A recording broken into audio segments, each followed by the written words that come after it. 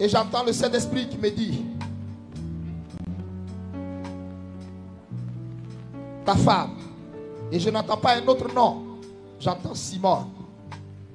J'entends Simone. J'entends Simone. Et j'entends le Seigneur qui me dit, si tu savais combien de fois je l'aime, cette femme. Si tu savais combien de fois je l'aime, cette femme. Si tu savais combien de fois je l'aime, cette femme. Parole de l'Éternel, mais prends garde à toi. Prends garde à toi. Prends garde à toi. Prends garde à toi. Et prends garde à humilier Simone, ma bien-aimée. Parole de l'Éternel.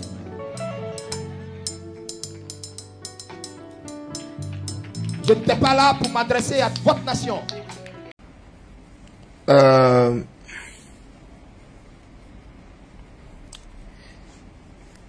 Des gens m'ont appelé. Autant pour moi, des gens m'ont envoyé beaucoup de messages aujourd'hui.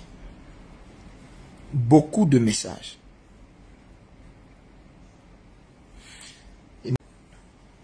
Et sur WhatsApp, sur WhatsApp, beaucoup de messages. Prophète, et qu'est-ce qui se passe? On ne comprend plus rien à la Côte d'Ivoire. On ne comprend plus rien avec,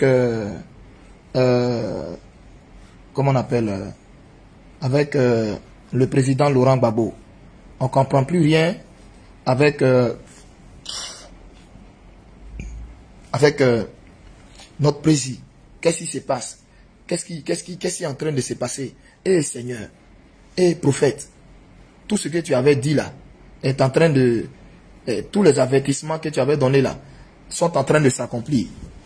Excusez-moi. Les avertissements que tu avais donnés sont en train de s'accomplir, etc. Bien-aimé, je ne voulais vraiment pas me prononcer sur ces trucs-là.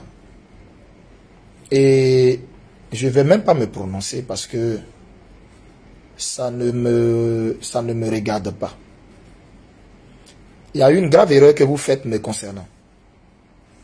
Je suis prophète, je ne suis pas blogueur. Je suis prophète, je ne suis pas blogueur.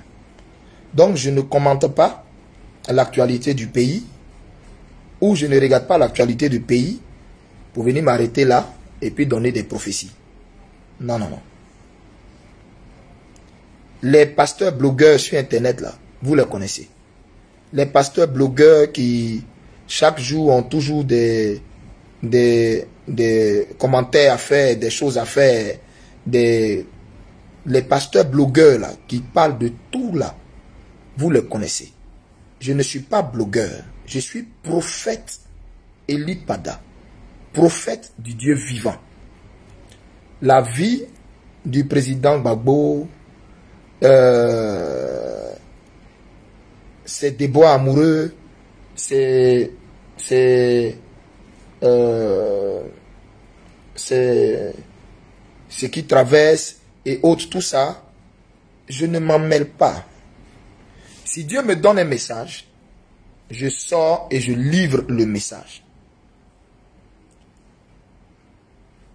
J'aurais jamais dit son nom dans un message si Dieu ne m'avait pas donné le message à lui adresser. C'est parce que Dieu m'a donné un message ou plusieurs messages le concernant que j'ai dit son nom. Sinon, sa vie, tout ce qu'il fait, ça ne me regarde pas. Ce qui me regarde, c'est le ministère que Jésus m'a confié. Ce qui me regarde là, c'est le ministère qu'il m'a confié. Maintenant, s'il se trouve que dans le ministère qu'il m'a confié, il y a quelque chose dedans qui veut que je dise à un homme politique, je lui dis, sans prendre parti, ni effet, ni cause pour lui. Je vous ai déjà dit, et vous avez remarqué que dans les révélations que j'ai données à plusieurs reprises aux hommes politiques, quand je m'adresse à eux, il y a quelque chose avec lequel je termine en disant, je veux pas même qu'ils, je veux même pas que quelqu'un rentre en contact avec moi. Je veux rester dans mon coin pour n'être redevable à personne, pour n'être influencé par aucun d'eux, pour que la prophétie ou le message que Dieu me donne soit un message net, un message objectif, mais pas un message d'émotion, pas un message qui décrypte l'actualité et qui en fait des prophéties. Je ne suis pas dans ça. Je ne suis pas dans ça. Je ne suis pas dans ça.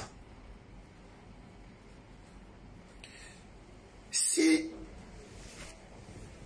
j'ai laissé mes cheveux sur ma tête comme ça, comme d'après vous, vous dites là, comme un fou là, ma barbe, comme un fou là, c'est pour ne pas chercher à plaire à quelqu'un. C'est pour plaire simplement à mon Dieu. Ça s'arrête là. Donc, je sais, vous avez peut-être mal, ou vous êtes, je ne sais pas. Pourquoi vous avez mal, ça je ne sais pas. Mais, je sais une chose. Dieu m'a donné un message pour cet homme. Et j'ai dit, et ces messages-là, je bénis le Seigneur pour la vie de, je ne sais même pas de ce site-là, je ne sais pas c'est qui.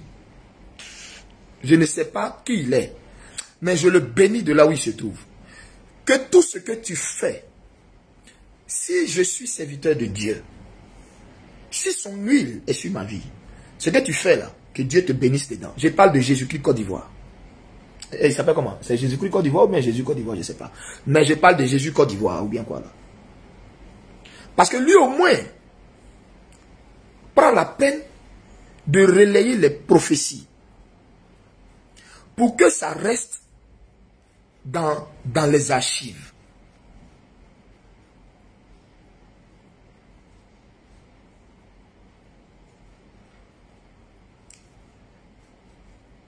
J'avais donné un message que le Seigneur m'avait donné, où le Seigneur m'avait annoncé la libération du président Laurent Gbagbo. Et je l'ai dit publiquement. J'ai dit, je ne sais pas laquelle des caméras marche, mais je regarde cette caméra et je dis ceci à M. Laurent Gbagbo. Dieu me dit de vous dire, je ne veux même pas que vous entriez en contact avec moi, ni votre équipe, mais ce que j'ai reçu là, je vous dis ça directement. Pourquoi j'ai dit je ne veux pas que vous entrez en contact avec moi, ni votre équipe? Pour qu'ils sachent que ce n'est pas... Je ne cherche pas... je n'attends pas quelque chose venant d'eux. Non. Donc, c'est pourquoi, dans cette prophétie du moins, le Seigneur disait ceci.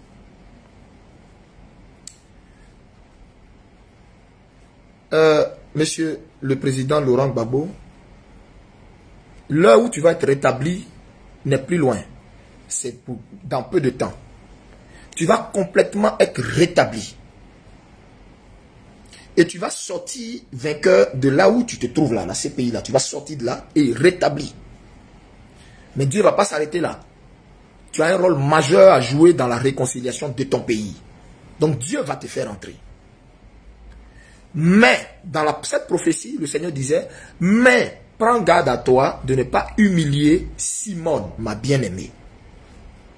Prends garde à toi de ne pas humilier Simone, ma bien-aimée. Parce que si tu savais combien de fois je l'aime. Quand le Seigneur a dit ça, je ne sais rien des problèmes de foyer du monsieur en question. Je ne sais rien.